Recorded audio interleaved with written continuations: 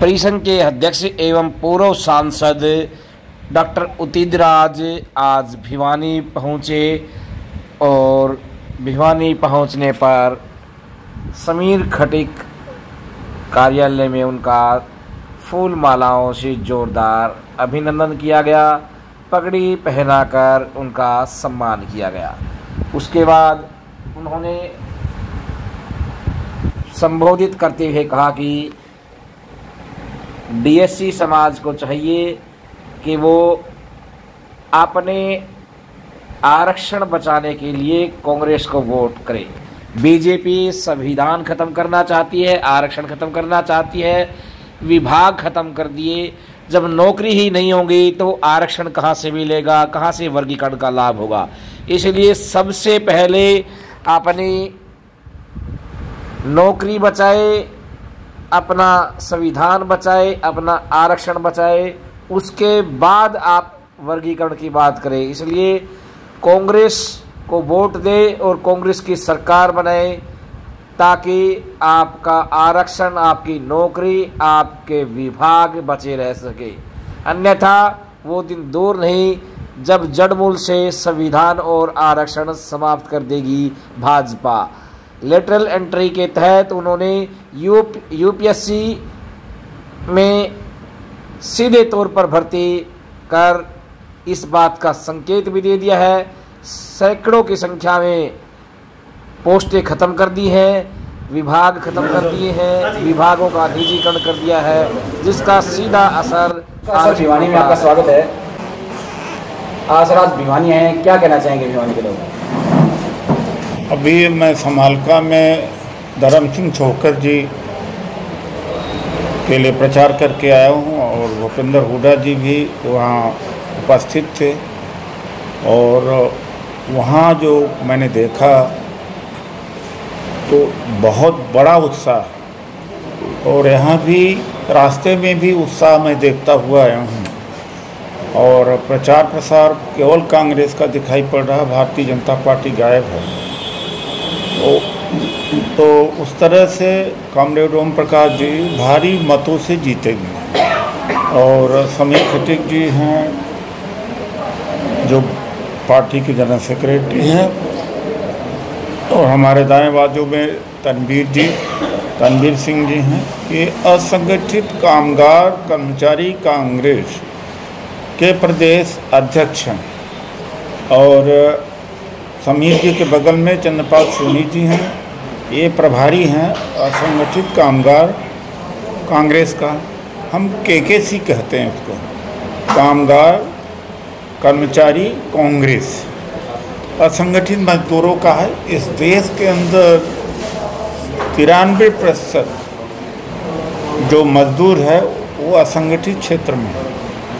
और देश में कॉमरेड लोग, कम्युनिस्ट लोग, समाजवादी लोग सबसे ज़्यादा मजदूरों, गरीबों, किसानों, खेतिहर लोगों के लिए काम करते हैं।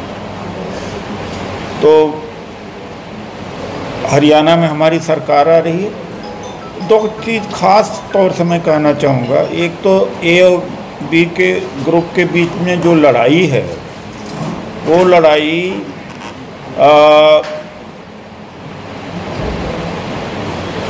न करके बल्कि मिल करके अभी संविधान बचाना है, आरक्षण बचाना है। जब बचेगा नहीं तो बांटेंगे क्या? जो वर्गीकरण की लड़ाई है, बचेंगे जब संविधान न बचा, आरक्षण न बचा, सरकारी विभाग नहीं बचेंगे, सबका प्राइवेटाइजेशन हो जाएगा, तो आरक्षण रहेगा ही नहीं, तो बांटेंगे क्या? और भारतीय जनता पार्टी लगातार पब्लिक सेक्टर अंडरटेकिंग, सरकारी विभाग या तो बेच रही है या तो इनका निजीकरण कर रही है ताकि नौकरी खत्म हो जाए। सरकार के पैसे से तमाम सारी परियोजनाएं निजी लोगों के हाथों किया जाता है और पैसा सरकार का होता है, लेकिन उसमें आरक्षण नहीं है, उसमें भी हम मांग करते हैं। तो मैं दोनों वर्गों से कहूँगा कि पहले अपने अधिकार को सुनिश्चित कर लो, संविधान बचा लो, आरक्षण बचा लो, फिर आपसी लड़ाई देखते रहेंगे। दूसरी बात है कि बहुजन समाज पार्टी उत्तर प्रदेश में इसकी हुकूमत रही, एक समय बहुत मजबूत पार्टी थी। 2022 में वहाँ का विधानसभा चुनाव हुआ, एक सीट नहीं आई, और लोकसभा चुनाव में भी उत्तर प्रदेश में एक सीट नहीं जीत पाई। तो हरियाणा में क्या करने आए हैं? वोट काटने आए हैं कि जो कांग्रेस को वोट जा सकता था, बीजेपी के इशारे पर उसको वोट काट देंगे। तो ये वोट काटने वाली पार्टी है, और बी टीम है भारतीय जनता पार्टी की, बी टीम है। जजपा भी बी टीम है, एनएलओ भी है, और बहुजन समाज पार्टी भी है। तो मैं ख़ास तौर से दलित वर्ग से कहना चाहता हूँ, जो बाबा साहब डॉक्टर अम्बेडकर को मानने वाले हैं, कि वो लोग सावधान रहें। ये संघ और आरएसएस और बीजेपी को जिताने के लिए बहुजन समाज पार्टी कैंडिडेट यहाँ खड़ा किया है। जीतेंगे तो नहीं तो वोट क्यों खराब करें। इसलिए कॉमरेड ओम प्रकाश जी को और पूरे हरियाणा में जगह जगह पर जहाँ जहाँ इंडिया गठबंधन कांग्रेस के लोग हैं, सबको वोट देके जिताएं, संविधान बचाएं, रोजगार मिलेगा, महंगाई कम होगी, बोलने की आज़ादी मिलेगी, किसानों के एमएसपी मिलेगी। यही मैं अपील करने यहाँ आया हूँ। धन्यवाद। अभी हरियाणा में जींद में एक बड़ा सम्मेलन हुआ, डीएससी समाज जो ए वर्ग की बात कर रहे हैं, तो उन्होंने सीधे तौर पर बीजेपी को सपोर्ट करने की बात की, क्या कहना चाहेंगे? देखिए, ऐसा मैं जब कुछ रहेगा ही नहीं तो बांटेंगे क्या। 2018 से लेटरल एंट्री के माध्यम से आईएएस बनाए जा रहे थे, जिसमें आरक्षण नहीं था।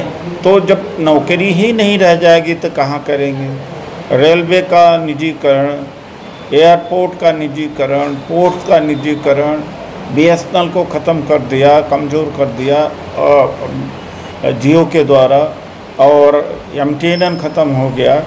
तो मैं उनसे भी अपील करना चाहता हूं कि नौकरी रहेगी तो तभी बांटेंगे। तो डीएससी के लोग भी सबसे पहले आरक्षण बचाने और संविधान बचाने के लिए कांग्रेस को वोट दें, फिर हम आपस में अपनी बातचीत करेंगे। आप यूपीएससी से पास आउट हैं, आईआरएस हैं। एक यूपीएससी से जब पास आउट होता है तो बड़ी मेहनत करनी होती है, लेकिन इस सरकार ने सीधे तौर पर बिना एग्जाम सीधे भर्ती कर दिए, तो कितनी तकलीफ होती होगी जो बच्चे मेहनत करते हैं उनको? मैं लेटरल एंट्री के द्वारा आईएएस भरे जा रहे हैं, वही नहीं, गवर्नमेंट में तमाम सारे एडवाइज़र और कंसल्टेंट की हज़ारों पोस्ट है, जिनको 2 लाख, 3 लाख, 4 लाख, 5 लाख महीना दिया जाता है। ऐसा बहुत सारे पद हैं। तो ये आरक्षण ख़त्म कर रहे हैं। इसीलिए मैं डीएससी वालों से भी कहूँगा कि देख लो, आँख खोल कर देखें कि जब आरक्षण नहीं होगा और उसके बाद में नौकरी मिलेगी तो उनको भी क्या मिलेगा। धन्यवाद।